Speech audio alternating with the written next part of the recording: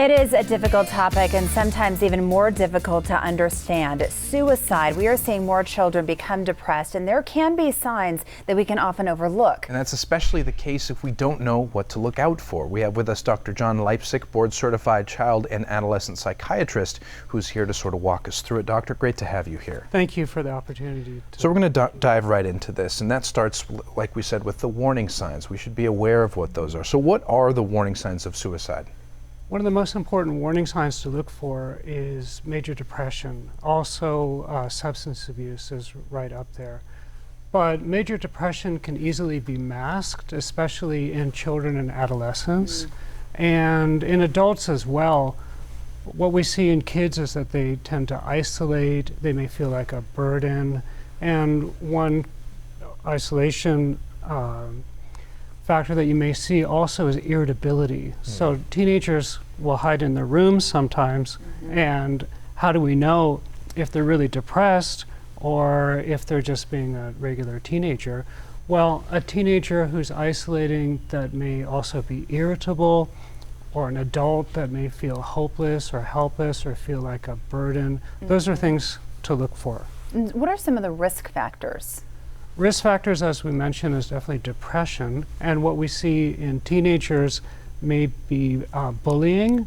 That can cause increased suicidal thoughts. Access to firearms can be a risk factor, or having pills around. Other risk factors that we see are talking about suicide, or in adolescence we can see self-injury too. Self-injurious behavior like cutting is a definite risk factor.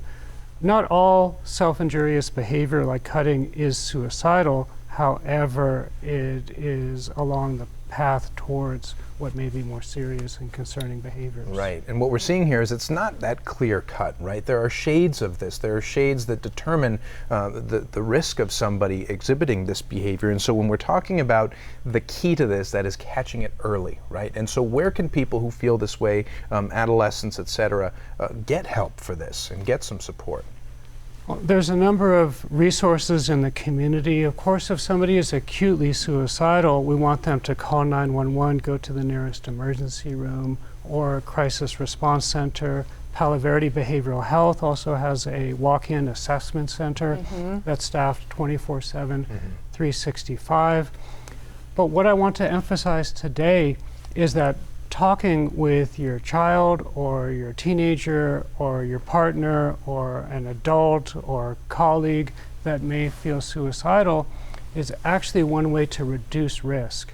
People are scared sometimes, they don't want to ask, but the person who feels suicidal may actually feel like it's a relief to be asked directly, are you feeling suicidal? So there's different places to go for help. For kids, oftentimes the first step may be a school counselor or the school psychologist. For adults, it may be their EAP or colleague or supervisor. And there's different levels of intervention. Where I work at Palo Verde Behavioral Health, I'm the medical director for the adolescent unit. That's called an acute psychiatric inpatient unit, and that's the highest level of care. We hope that kids get help before they're at that level, but that's what we're here for if they need it. And before it gets to that point, what would you say to some parents if they notice some of these warning signs and their child is struggling? Well, the first thing to do is to ask your child, what's going on? Did you have a hard day? Is this something that has been going on for a while? Is anybody giving you a hard time at school, for example?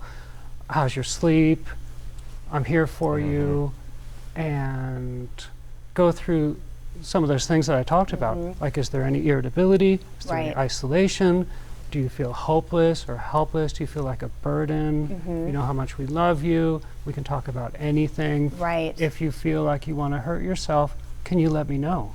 And just very quickly, we're trying to reduce the stigma of mental health and mental illness, right? That's the point of this, and it is treatable. That's what we want to tell people. It's very treatable. In fact, sometimes people are asking me, what do I do? And I say, I'm a child adolescent psychiatrist. They're like, really? is there a lot of need? I'm like, yes, there's a huge amount of need. And not only that, Alex, the need has gone up even in the last 20 years. I've been practicing as a child adolescent psychiatrist for 25 years now. The need has always been high, but mental illness is treatable, and we have evidence-based treatments, not only medication. People are like, oh, so, you know, you're a psychiatrist, you put everybody on medication. That's not what it's about. Yes. We find that the combination of medication plus therapy and other interventions, such as our intensive outpatient program or partial hospitalization program, are spot on when it comes to helping these kids. We need to pay attention to everybody in our circle of life. Thank you so much, Doctor. You're very welcome. Thank you for the opportunity to come today. If you would like to learn more about the services at Palo Verde Behavioral Health, you can visit paloverdebh.com, or you can call them at the number on your screen, 520-322-2888.